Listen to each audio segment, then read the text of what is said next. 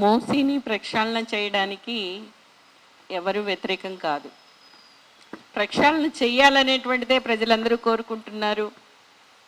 ఇవాళ మూసీ జన ఆందోళన నుంచి కూడా కోరుకునేది ఏంటంటే, మీరు ప్రక్షాళన చేయడానికి మాకేం అభ్యంతరం లేదు.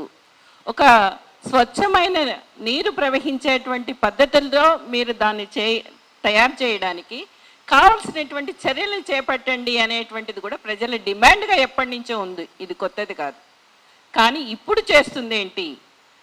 పునర్జీవనం పేరుతో, ప్రక్షాళన పేరుతో ఇవాళ వాళ్ళు రియల్ ఎస్టేట్ బిజినెస్ చేస్తున్నారా అనేటువంటి అనుమానం ప్రజల్లో వచ్చింది. ఎందుకు వచ్చింది అంటే, 3200 ఎకరాలు ఇవాళ తీసుకోవాల్సిన అవసరం దేనికి వచ్చిందని స్పష్టంగా ప్రకటిస్తే రాకపోయేదేమో. ఎందుకు స్పష్టతను ఇవ్వట్లేదు మీరు? ఎక్కడి నుంచి ఎక్కడ, ఏ భూమి, ఎందుకోసం తీసుకుంటున్నారు? ఆ భూమిలో జీవిస్తున్నటువంటి ప్రజల జీవనం ఏంటి, వాళ్ళ భవిష్యత్తు ఏంటి, వాళ్ళ ఉపాధి ఏంటి? ఇలాంటి అంశాలన్నిటినీ ఈ ప్రభుత్వం పరిగణలోకి తీసుకుంటుందా లేదా అనేటువంటి ప్రశ్నని మేము ప్రశ్నిస్తున్నాం.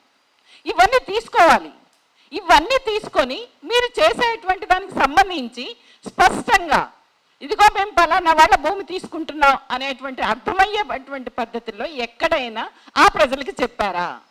ఆ ప్రజలతో సంప్రదించారా? ఎక్కడో మీరు నోటిఫికేషన్ ఇస్తే డీటెయిల్ ప్రాజెక్ట్ రిపోర్ట్ లేదు ఇప్పటి వరకు కూడా.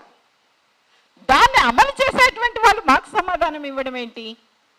ఒక రిపోర్టు లేకుండా సరైనటువంటి పద్ధతుల్లో మేము ఎట్లా చేస్తాము అనేటువంటిది చెప్పకుండా ఇవాళ మీరు ఇవన్నీ ప్రశ్నలు వేస్తున్నారు. కాబట్టి సమాధానం ఏం సమాధానం అది?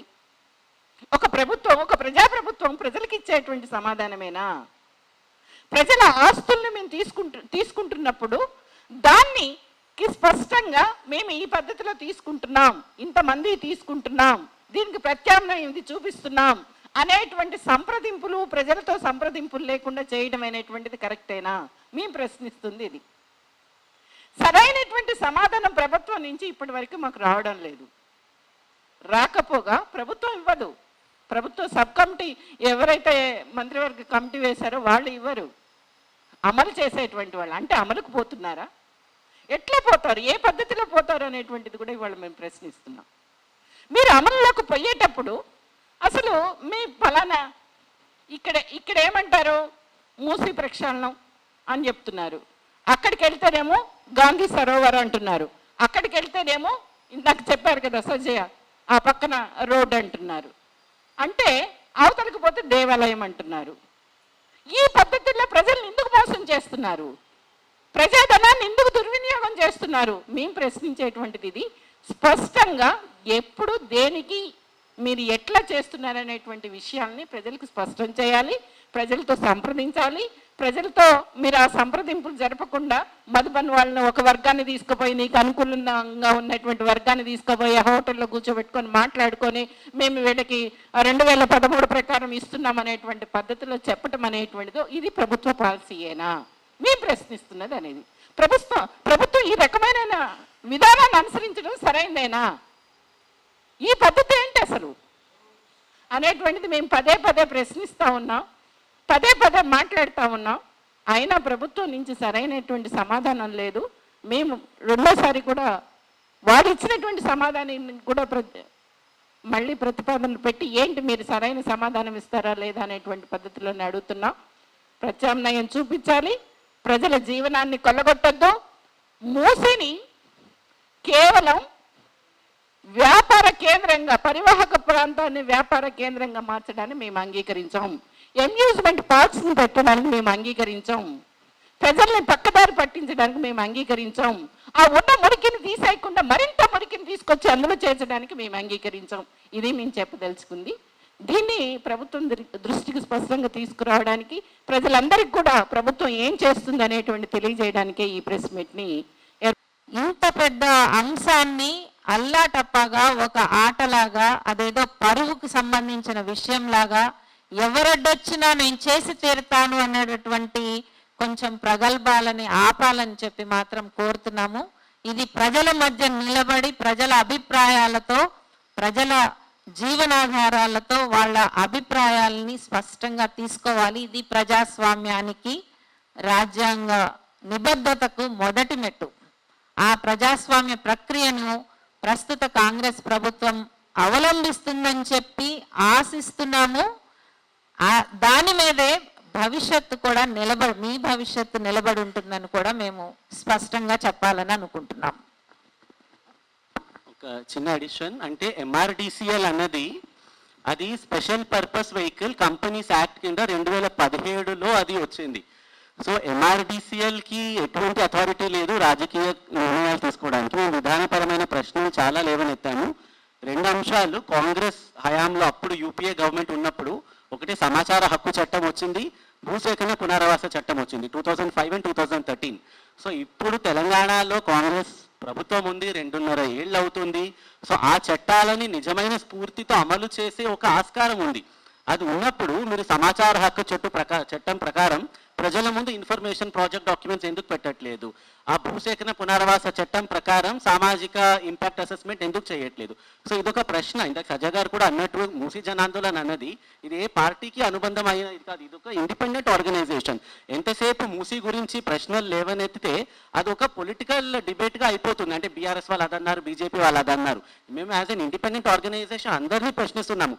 బీఆర్ఎస్ హయాంలో ఉన్నప్పుడు వాళ్ళు చేసిన తప్పుల్ని మేము ప్రశ్నించాము, ఇప్పుడు వాళ్ళని అడుగుతున్నాము. ఎందుకంటే ఇప్పుడు కూడా బీఆర్ఎస్ వాళ్ళు కూడా 2017 అమెండ్మెంట్ని తిరిగి తీసుకోవాలని వాళ్ళు అడగట్లేదు. సో మేము కూడా we are also exposing these other opposition parties. But పవర్లో ఉన్న కాంగ్రెస్ పార్టీ వీళ్ళ రోల్ ఏంటి? Because now you are in power. So మీరు అప్పుడు యూపీఏలో ఉన్నప్పుడు తీసుకొచ్చిన చట్టాలని నిజమైన స్ఫూర్తితో మీరు అమలు చేయొచ్చు. అసలు ఇంత పెద్ద స్కేల్ డిస్ప్లేస్మెంట్ని మీరు తగ్గించవచ్చు. బిలాల్ భాయ్ కూడా చెప్పినట్టు మీరు యూపీలో రివర్ ఫ్రంట్ లేకపోతే గుజరాత్లో రివర్ ఫ్రంట్ చూసి అంటే is BJP the inspiration for Congress in Telangana అన్నది ఒక ప్రశ్న అసలు మాకు అందరికి ఇప్పుడు వస్తుంది. వైఆర్యు మీరు అక్కడ ఒక మొత్తం డెలిగేషన్ని పంపించారు. అక్కడి నుంచి మినిస్టర్స్ డెలిగేషన్ వెళ్ళి విశ్వామిత్రి రివర్ మీద రివర్ ఫ్రంట్ ఏ విధంగా జరిగిందో చూడడానికి. It is very unfortunate. అంటే బీజేపీ అనేది ఒక దేశవ్యాప్తంగా వాళ్ళు రివర్ ఫ్రంట్స్ని చాలా అగ్రెసివ్గా as a commercial project they are pushing it. But Congress government has a different role to play is what వాళ్ళే అంటే భారత్ జోడో జరిగినప్పుడు కూడా ఆ తర్వాత కూడా వాళ్ళ నేషనల్ లీడర్షిప్ కూడా పదే పదే అంటుంది. సో మేము ఇక్కడ రేవంత్ రెడ్డి గారిని ఈ ప్రశ్న అడుగుతున్నాము, రాహుల్ గాంధీ గారు కూడా ఈ ప్రశ్నకి సమాధానం ఇవ్వాలి. మీరు కాంగ్రెస్కి ఒక వేరే వైఖరి ఉందని అంటుంటే అది మీరు ఇక్కడ మీ రాష్ట్రంలో ఎక్కడైతే మీరు పవర్లో ఉన్నారో మీరు అమలు చేస్తున్న ప్రాజెక్ట్స్లో అది రిఫ్లెక్ట్ అవ్వాలి. ప్రజల ముందు మీరు పెట్టే ఇన్ఫర్మేషన్లో అది రిఫ్లెక్ట్ అవ్వాలి. ప్రాజెక్ట్ డెసిషన్ మేకింగ్ ప్రక్రియలో అది రిఫ్లెక్ట్ అవ్వాలి. లేకపోతే వాట్ ఈస్ ద డిఫరెన్స్ అన్నది it is a question that you have to answer. పరివారిక ప్రాంతం నుంచి వచ్చామండి. 2 సంవత్సరాల నుంచి మా ఇళ్ళని కాపాడుకోవడానికి ప్రతి ఒక్క చోట మేము కనబడుతూనే ఉన్నాం. మా యొక్క ఏంటంటే ప్రతిరోజు పత్రికలలో ఏంటంటే వేగవంతం చేసేస్తున్నారు పునర్జీవన గురించి, దాని పనులు ఇంకా వేగంగా సాగుతున్నాయి. ఏంటండి వేగంగా సాగేది పనులు? మొదట ఫస్ట్ వచ్చి మా దగ్గర వచ్చి పరిశీలించారా, మమ్మల్ని యొక్క సంప్రదించారా, మా అభిప్రాయాలు తెలుసుకున్నారా? మేము ఎంతోమంది ఇక్కడ ఎంఆర్డీసీఎల్కి కానీ క్యాబినెట్ సబ్ కమిటీ వాళ్ళకి కానీ మేము మెయిల్స్ పంపించామండి. దాని యొక్క రెస్పాన్స్ కూడా మాకు ఇంతవరకు చేరలేదు. ఏం జరుగుతున్నది పేపర్లో ప్రతిరోజు మాకు ఆందోళనమే. మేము అక్కడ తరతరాలుగా ఉంటున్నాం, మా పిల్లలు మా పెద్దలు అందరూ ఉంటున్నారు. అక్కడ వాళ్ళకి ప్రతిరోజు ఏం జరుగుతుంది అనేది ఆందోళన చెందిస్తారు. ప్రభుత్వం ప్రజల గురించి వాళ్ళ యొక్క అభిప్రాయాలు తెలుసుకొని వాళ్ళ బాగోగులను తెలుసుకొని దాని మీద అభివృద్ధి చేయాలండి. అభివృద్ధి అనేది ప్రజల పైన జరగాలి కానీ ప్రజల మీద కాదు. అంటే ప్రజల కోసం జరగాలి, ప్రజల్ని వ్యతిరేకించి కాదు అని చెప్తున్నాం. మా ఇళ్ళని కాపాడుకోవడానికి మా డిమాండ్స్ ఏంటంటే ప్రతి ఒక్క ప్రాజెక్ట్ అంటే డిపిఆర్ అనేది వివరాలు, ప్రాజెక్ట్ యొక్క వివరాలు అనేది ప్రజలకు బహిరంగ అందుబాటులో ఉండాలని మేము కోరుతున్నాం. దీన్ని మా ఇల్లు గురించి మేము ప్రత్యేకంగా పోరాడతామని చెప్తున్నాం. Thank you. अभी ब्रदर बताए कि ये आजकल का प्रोजेक्ट नहीं है, पिछले 30 साल का प्रोजेक्ट है. ये पब्लिक प्रोजेक्ट नहीं है, ये एक पॉलिटिकल प्रोजेक्ट है. ये सीधे सीधे समझ में आ रहा है कि मूसी के नाम पे जो 30 साल से आज तक जो बड़ा करप्शन हुआ है वो करप्शन को भी बाहर लेना है. और जो कैबिनेट जो कमेटी अभी 3 मिनिस्टर्स के बीच में जो बनी है, हम उनको दरख्वास्त लिखते हैं तो एमआरडीसीएल की तरफ से जो जवाब आता है तो ये बिल्कुल गलत है. जो सब कमेटी को हमने लेटर लिखा है वो सब कमेटी की तरफ से जवाब आना चाहिए. पहली बात तो ये है कि हर टाइम सबरमती का नाम लेते हैं हमारे चीफ मिनिस्टर जी, तो हम ये कहना चाहते हैं कि आपको बीजेपी की चीटिंग करते हुए यहाँ पे कॉपी करके सीखने की ज़रूरत है क्या कांग्रेस गवर्नमेंट को? सबसे बड़ा सवाल। और हमें मूसी नदी के अंदर ना मंदिर की ज़रूरत है, ना मस्जिद की ज़रूरत है, ना तो चर्च की ज़रूरत है, ना तो गुरुद्वारे की ज़रूरत है। हमको जो मूसी बची है उस मूसी के अंदर का जो पोल्यूशन रोकना चाहिए उसकी ज़रूरत है। जो नीचे वाले जो हिस्सों में, जो गौरेली के पास में जो केमिकल वाटर से जो ग्रास जो सही टिक नहीं पा रही है, जो वहाँ के जो जानवर है, गाय है, बकरी है, भैंस है, वो भी जो है उसका पानी भी नहीं पी सकते और उसकी घास भी नहीं खा सकते आज की तारीख में। तो अगर सही में अगर मूसी अगर खूबसूरत करना है तेलंगाना गवर्नमेंट को, तो मूसी को डिप्थ करीजिए और उसकी जो विड्थ है उसको बाउंड्री फिक्सअप करीजिए, और जो पोल्यूशन जो वाटर आ रहा है उसको पोल्यूशन वाटर रोकने की बहुत ज़्यादा ज़रूरत है। और ना तो इतने हज़ारों करोड़ रुपए लगा के इतना बड़ा शोर शराबा करके कोई पब्लिक में इंफॉर्मेशंस नहीं है, सिर्फ एक पेपरबाजी, टीवी और उनके जो मंत्रियों को जो जवाब देना है उनके मंत्री जवाब नहीं देके अधिकारी जवाब दे रहे हैं। तो कहीं ना कहीं से ये अधिकारियों को भी फंसाना चाहते हैं ये पॉलिटिकल पार्टी के लोग, ताकि जवाब देंगे तो मंत्री जवाब दिया बोल के पकड़ेंगे लोग, तो फिर मंत्री के जगह पे ऑफिसर से जवाब देना दिलवा रहे हैं, वो बिल्कुल गलत है। ఒక స్వతంత్ర రాజకీయేతర ప్రజా సంఘాల వ్యక్తులతో కూడినటువంటి ఒక నెట్వర్క్, ఇది ఒక ఉద్యమం.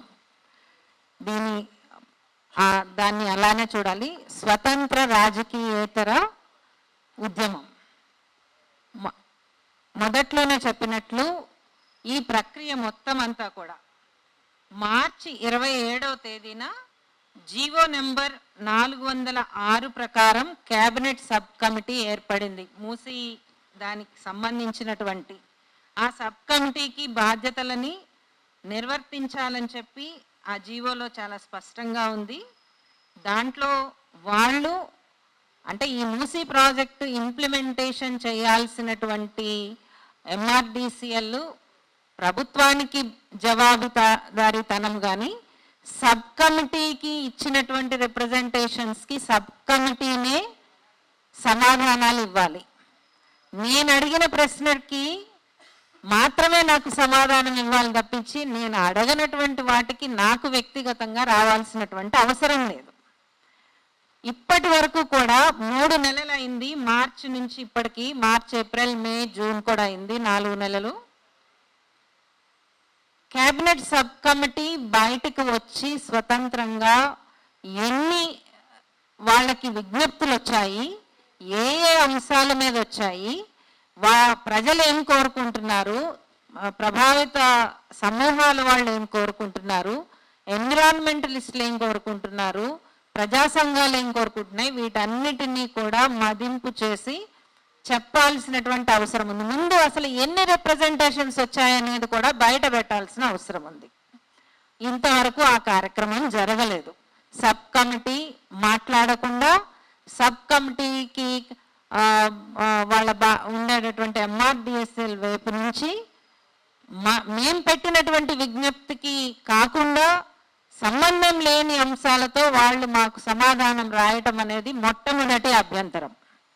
మేము ఏ అంశాలైతే లేవనెత్తామో మూసీ జనాందోళనగా ఆ అంశాలతో మాత్రమే ఎవరి నుంచైనా సమాధానం రావాలి తప్పించి మేము అడగనటువంటి వాటికి, మేము ఎత్తనటువంటి వాటికి వాళ్ళు ఇవ్వాల్సినటువంటి అవసరం లేదు. అది మొట్టమొదటి వయలేషన్ కూడా. ఎవరు అడిగిన ప్రశ్నకి వాళ్ళకే సమాధానం ఇవ్వాలి.